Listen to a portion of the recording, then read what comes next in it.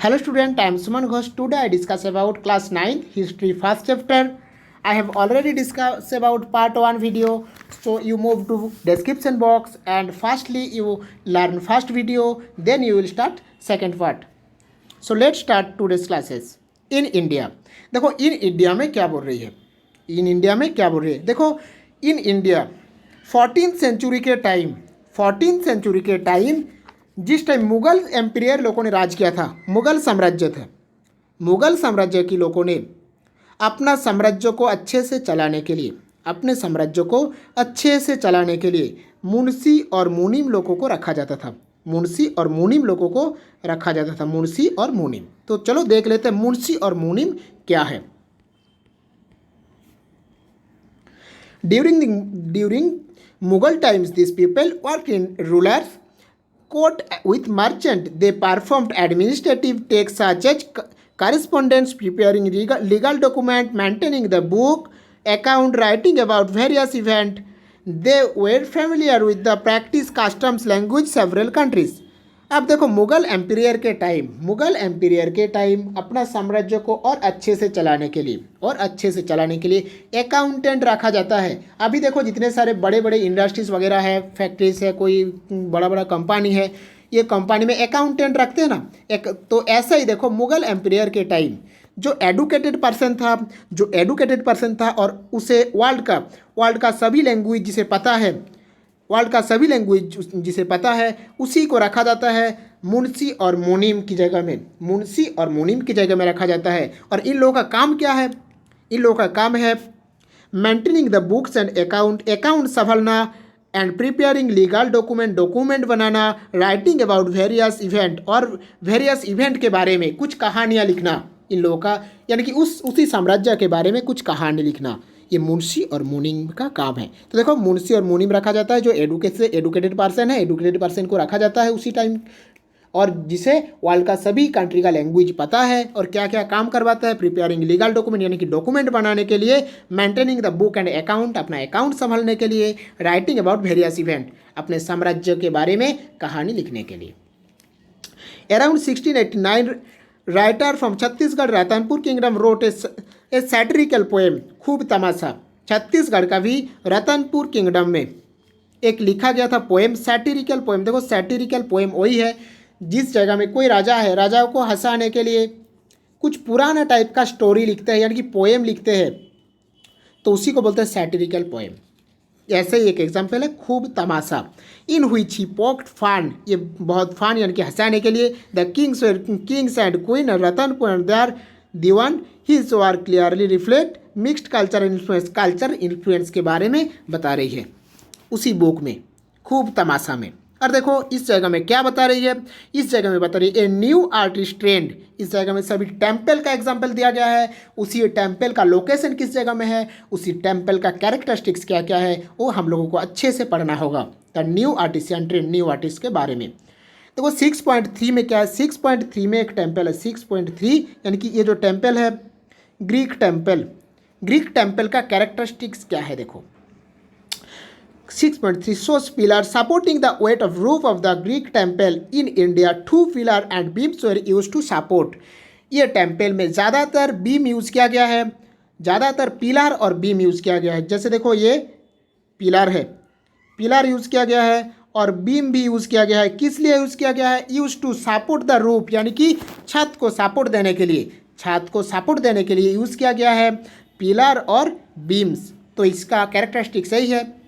ये देखो बना हुआ है बहुत सारा पिलर और बीम लेकर और सपोर्ट दे रही है रूफ को यानी कि छत को. अब देखो केंद्रीय महादेवा टेम्पल का कैरेक्टरिस्टिक्स क्या है, केंद्रीय महादेवा टेम्पल का कैरेक्टरिस्टिक्स क्या है. अब देखो केंद्रीय महादेवा टेम्पल का कैरेक्टरिस्टिक्स वही है. या देखो खजुराहो महादेवा टेम्पल इन खजुराहो, जो खजुराहो में है, इसका कैरेक्टरिस्टिक्स है. खजुराहो है मध्य प्रदेश में, ये एक बार समझ लो. मध्य प्रदेश का खजुराहो में जो टेम्पल है केंद्रीय महादेवा टेम्पल, इस टेम्पल का कैरेक्टरिस्टिक्स क्या है, 100 से भी ज़्यादा शिखर है यानी कि पीक है, 100 से भी ज़्यादा शिखर है. देखो ये एक पीक है 100 से भी ज़्यादा शिखर यानी कि पीक है, इसका कैरेक्टरिस्टिक्स वही है.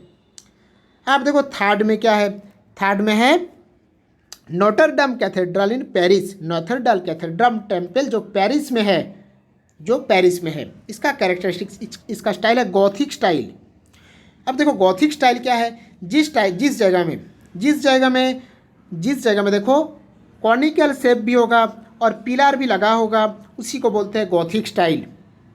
ये बनाया गया था 20th सेंचुरी में, ये बनाया गया था पेरिस में। ये इसका स्टाइल क्या है, गॉथिक स्टाइल।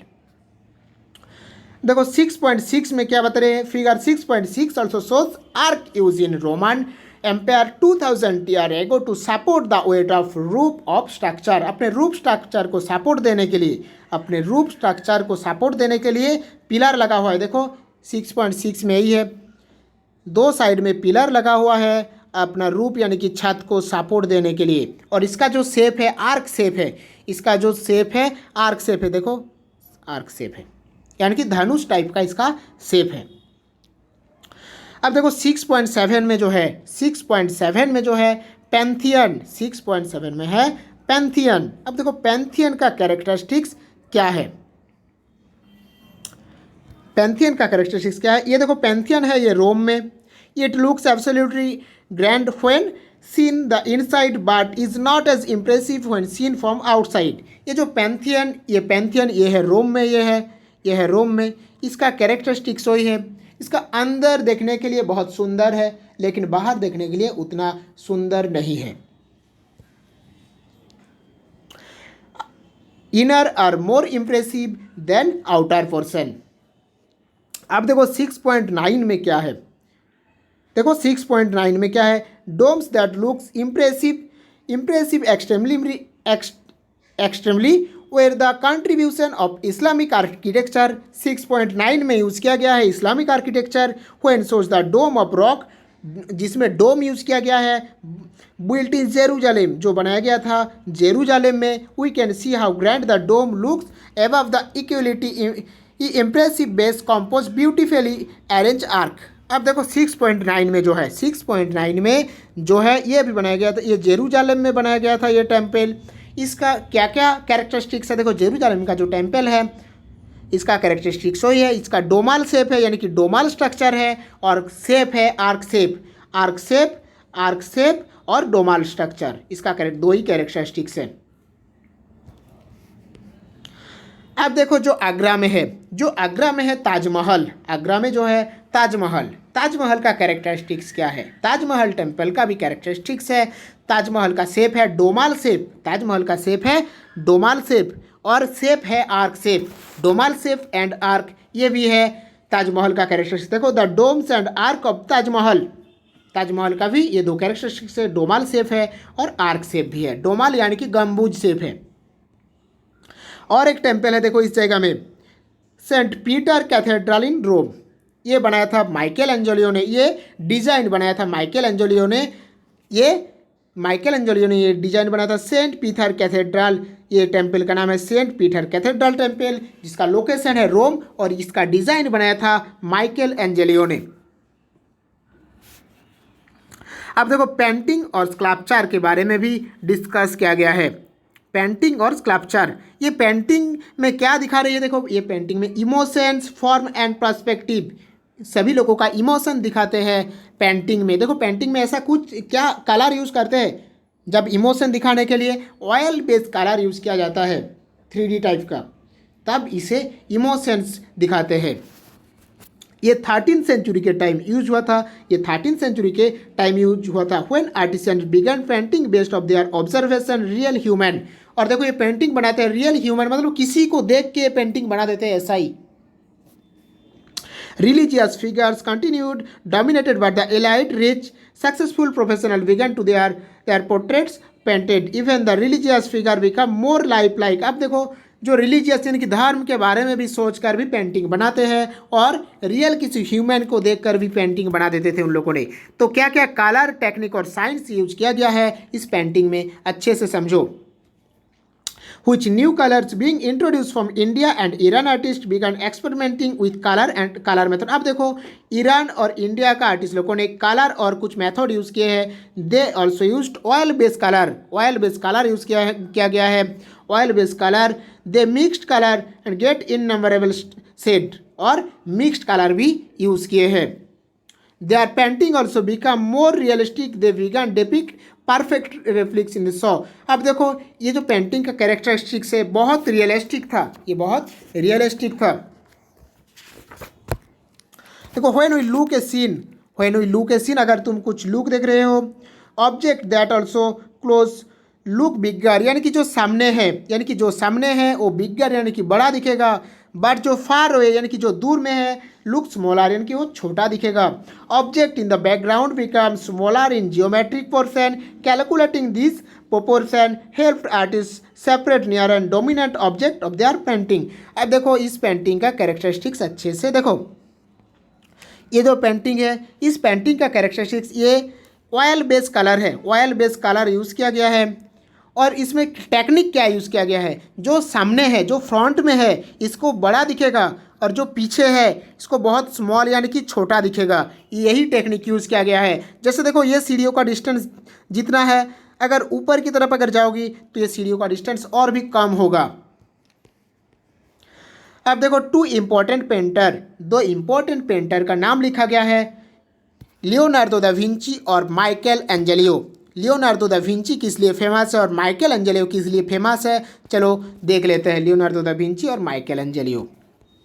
देखो लियोनार्डो दा विंची ने एक पेंटिंग बनाया था जिसका नाम है मोनालिसा। लियोनार्डो दा विंची ने एक पेंटिंग बनाया था जिसका नाम है मोनालिसा।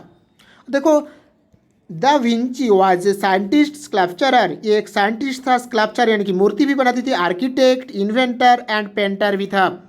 लियोनार्डो दा विंची एक साइंटिस्ट थे, स्कल्पचरर, आर्किटेक्ट, इन्वेंटर एंड पेंटर भी थी Leonardo da Vinci. He was the perfect example of renaissance man. अब देखो लियोनार्डो दा विंची को कहा जाता है renaissance man. Who was called renaissance man, that's answer is called renaissance man is called Leonardo da Vinci with his many sides perspectively. अब देखो Leonardo da Vinci जो painting बनाया था, लियोनार्डो दा विंची जो पेंटिंग बनाया था Mona Lisa painting का characteristics क्या है, देखो मोनालिसा पेंटिंग का कैरेक्टरिस्टिक्स वही है, ये पिक देखकर सभी लोगों को या ये पेंटिंग देखकर सभी लोगों को पता चल जाएगा कि ये बिफोर 500 ईयर्स और स्माइल यानी कि 500 ईयर्स से ये मुस्कुरा रही है, ये 500 ईयर्स से मुस्कुरा रही है। और एक कैरेक्टरिस्टिक्स क्या है ये पेंटिंग का, देखो ये पेंटिंग को अगर तुम राइट में मूव करोगी तो ये मुस्कुराते रहेगी, बट ये अगर लेफ्ट में मूव करोगी तो ये और स्माइल मतलब लेफ्ट में स्माइल कम होगा और राइट में स्माइल ज़्यादा होगा।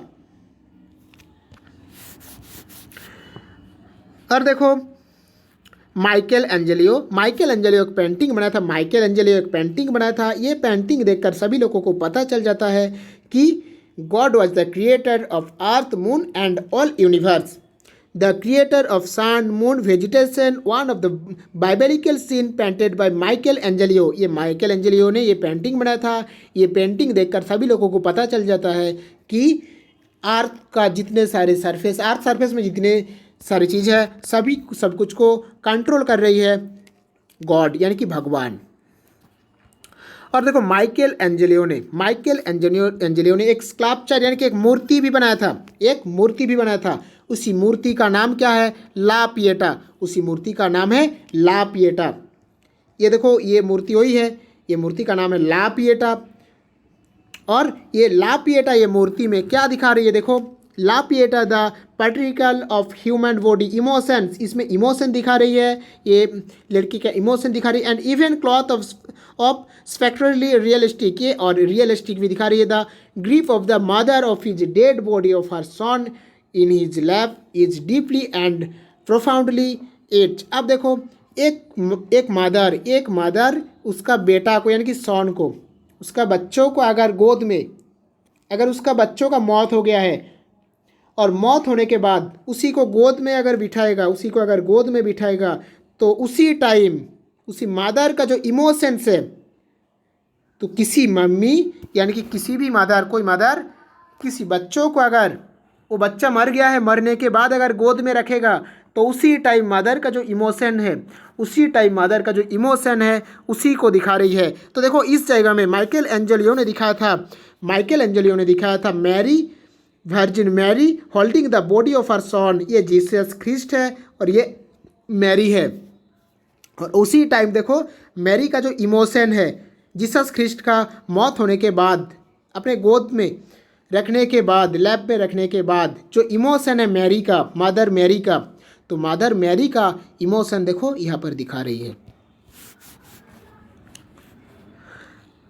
Are modern painting in India, देखो मॉडर्न पेंटिंग इन इंडिया के बारे में क्या बोल रही है। ये बनाया इंडिया में पेंटिंग स्टार्ट हुआ था 15th सेंचुरी के time. This was the age of miniature painting in which bright colour, जिस टाइम ब्राइट कलर यूज़ किया गया था, were use to paint pictures और पेपर, और पेंट किया जाता था पिक्चर और पेपर में। दिस मेंटेनेंस 2 सोर्स, और देखो इंडियन पेंटिंग का 2 सोर्स क्या क्या है। फर्स्ट सोर्स क्या है, देखो फर्स्ट सोर्स क्या है, दिस मिनिएचर है 2 source of inspiration. One was the simple illustration on palm of leaf hand written book. अब देखो बुक लिख रहे हैं, कोई बुक लिख रहे हैं तो पाल्म हैंड रिटन, ताड़ का जो पत्ता है उसी के ऊपर इलस्ट्रेशन यानी कि ड्राइंग बनाते हैं, यानी कि कुछ हाथ से लिखते हैं। और इसका भी एक टेक्निक था, इसमें क्या यूज़ करते हैं, using deep and bright color they depict idealized not realistic human and animal figure। ये आइडिया करके ये सभी लोग लिखते हैं, आइडिया करके लिखते हैं और ड्राइंग यानी कि पेंटिंग भी बनाते हैं। और सेकेंड सोर्स क्या है, देखो of inspiration was miniature tradition of Iran. The country had a practice of producing book hand written on paper illustration of include describing them. This was around the time of renaissance began Europe. The most famous Iranian painter was Kamaluddin. अब देखो Iranian एक painter Kamaluddin था। कमलुद्दीन ने क्या किए हैं, कमलुद्दीन और Behzad ये लोग फेमस है। ये लोग भी ये पेंटिंग बहुत अच्छा पेंटिंग बनाया था, इसलिए ये लोग फेमस है। और रेनेसांस के टाइम बहुत फेमस थे ये लोग। देखो ये इंडिया का एक पेंटिंग है जो बेहजाद ने बनाया था, ये पेंटिंग बनाया था। ये पेंटिंग का कैरेक्टरिस्टिक्स क्या है, देखो ये पेंटिंग का कैरेक्टरिस्टिक्स क्या है। A class in a madrasa a miniature painting by the Iranian artist Behzad. ये बेहजाद ने ये पेंटिंग बनाए हैं। The artist has depict minute details of people surrounding building, जिस जगह में बिल्डिंग दिखा रही है। He has also treated the natural and architectural component, जिस जगह में नेचुरल कंपोनेंट और आर्किटेक्चरल कंपोनेंट भी शो कर रही है।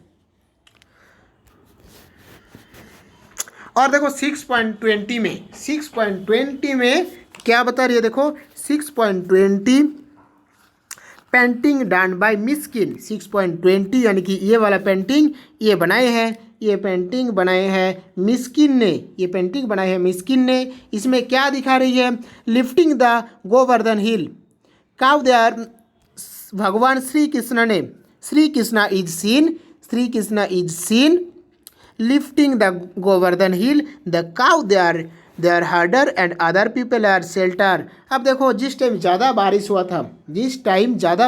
था श्री कृष्ण भगवान ने गोवर्धन पर्वत को अपने हाथ में रखा था और जिसके थ्रू सभी लोगों को जो ordinary village folk, ordinary people को शेल्टर दे रहे थे। और 6.21 में क्या दिखा रही है, देखो 6.21 यानी कि ये पेंटिंग में क्या दिखा रही है, देखो ये पेंटिंग में शो कर रही है जहांगीर एक शीशे की टेबल के ऊपर बैठा है और एक सूफी सेंट को एक बुक प्रोवाइड या डिस्ट्रीब्यूट कर रही है। देखो और ये पेंटिंग बनाया था विचित्रा ने। देखो हम लोग नेक्स्ट क्लास में पढ़ेंगे scientific revolution. So thank you.